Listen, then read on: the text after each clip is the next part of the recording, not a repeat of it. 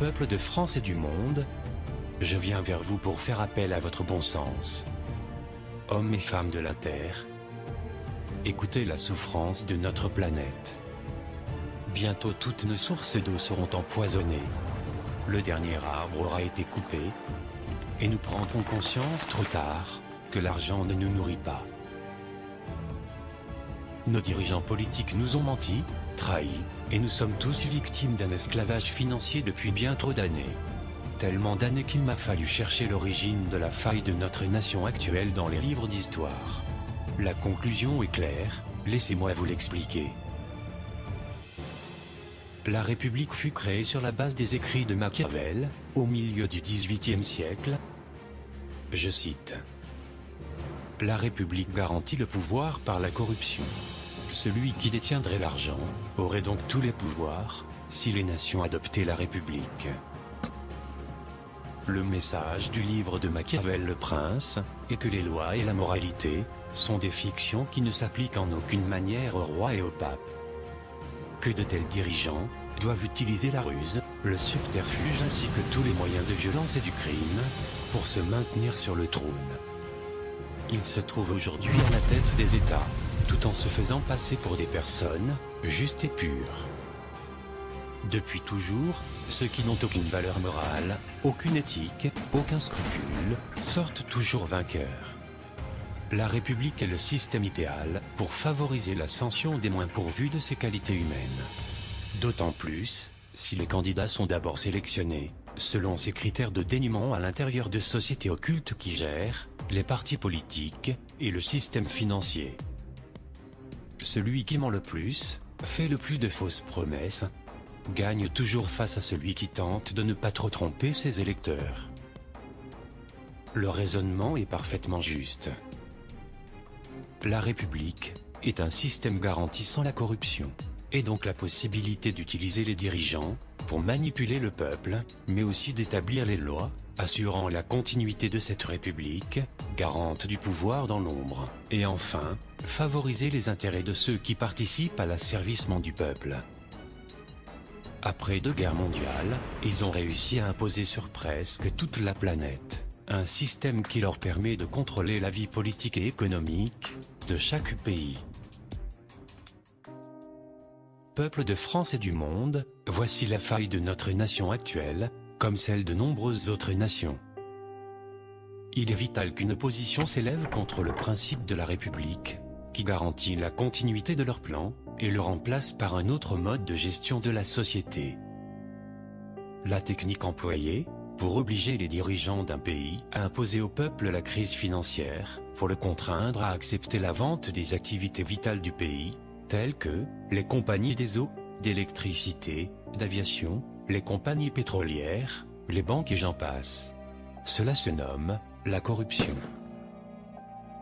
Les élites appelant cela, à leur gré, privatiser ou libéraliser, afin de camoufler au peuple leurs coupables machinations. Depuis les années 2006, les élites ont lancé leurs grandes offensives économiques sur l'Europe, avec la complicité des principaux dirigeants politiques et économiques. La finalité étant de faire disparaître toutes les nations de l'Union européenne, pour les transformer en petites provinces du nouvel ordre mondial. Provinces dirigées par un Conseil européen, dont ils sont déjà les seuls maîtres. Bientôt, des traités commerciaux vont permettre la destruction de tissus social et économique, et ouvrir grandes les portes à l'asservissement de nos ressources, par l'emploi de techniques polluantes et destructrices pour la nature, ce pour le profit exclusif des élites. Le TAFTA, marché transatlantique le plus libéral et liberticide qui ait jamais vu le jour, va obliger l'Union européenne à suivre et faire appliquer à tous les pays de l'Union les normes américaines. Ceci aura pour conséquence majeure de détruire la gestion rationnelle des terres de l'Union, pour cultiver des OGM, puis pratiquer l'élevage intensif aux hormones et antibiotiques divers, en faisant disparaître toutes les petites exploitations agricoles, ceci étant prévu pour 2015. Ensuite, le programme TISA, lui, fera disparaître la sécurité sociale, les caisses de retraite, et tous les services publics deviendront privés, donc payants. Ceci étant prévu pour 2018. l'État français a d'ores et déjà annoncé que les caisses de retraite complémentaires sont vides, et que sous 2 ans, il n'y aurait plus aucune retraite d'honoré. Enfin, la restructuration des régions achèvera les nations en les divisant en provinces européennes, ceci étant prévu entre 2018 et 2020. Si rien n'empêche ces programmes de s'accomplir, la France aura disparu dans moins de 10 ans. Une personne seule ne pourrait rien contre cela. En revanche, un peuple uni, un peuple assez fort culturellement, pour disposer à la fois d'une base sociale solide et d'une philosophie civique. Un peuple dont le pays offre assez de rayonnement international pour que son action soit rapidement suivie par d'autres nations. Un tel peuple pourrait prendre définitivement son avenir en main.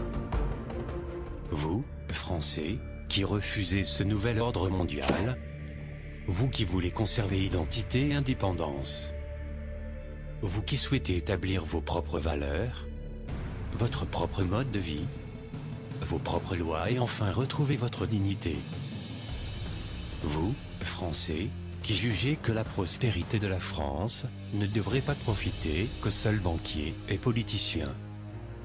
Vous, Français indivisibles, de toute religion, de toute ethnie, de toute profession, de tous niveaux sociaux, de toute région, prêts à défendre une valeur unique d'un pays libre, tendant la main à tous les peuples de la terre, invitant à refuser les guerres et la dictature mondiale de quelques familles.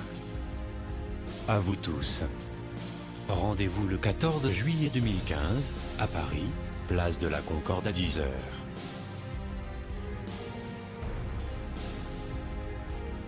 Le fait de mettre en place un concept humaniste à la tête de l'État changera profondément notre société.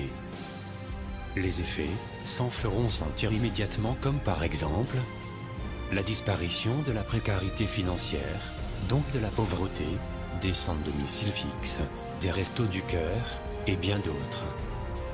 Le retour à la sécurité dans les rues, la baisse des suicides, l'enthousiasme des jeunes. L'amélioration de la qualité de vie, pour tous sans exception.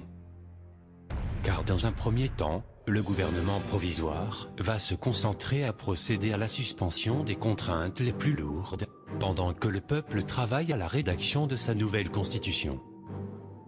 Ensuite, le peuple aura toute latitude à agir, dans son propre intérêt et pour sa propre prospérité sociale, culturelle, économique et équitable. Les contraintes les plus oppressantes, qui seront neutralisées, telles que la dette bancaire, le financement de l'Europe, l'appui militaire aux Américains via l'OTAN et bien d'autres, vont par leur neutralisation, nous offrir une souplesse économique, permettant de réduire les charges des entreprises et de diminuer fortement les impôts de celles-ci, comme des particuliers, et de relancer l'emploi sans effort. Peuple de France, devant l'imminence de la disparition de la France par le TAFTA, le 14 juillet 2015, est une dernière chance de sauver notre pays.